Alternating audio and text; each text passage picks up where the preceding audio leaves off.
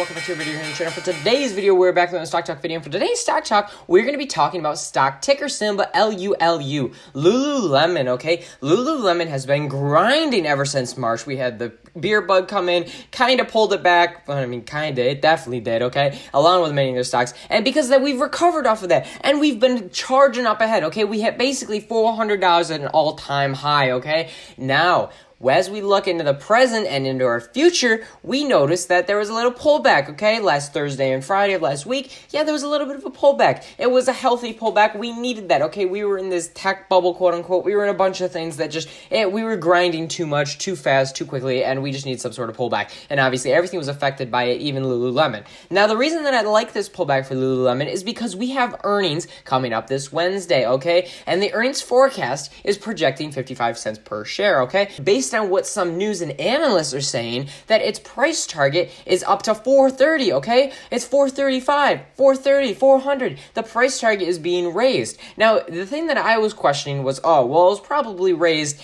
and it was a couple days ago before this huge pullback. No, this was on September 4th, okay? And September 4th was Friday, the day after the extremely red day for the overall market. And then again, on Friday, we had another red day with a little bit of recovery, but that's not the point, though. The fact is that analysts are still projecting this and putting a price target to 430, 435, 440, just numbers that are extremely higher than what we're at right now. Okay, so as we look at its 10-day chart, I like the overall 10-day. What I like even more about this is that the market opens up on Tuesday.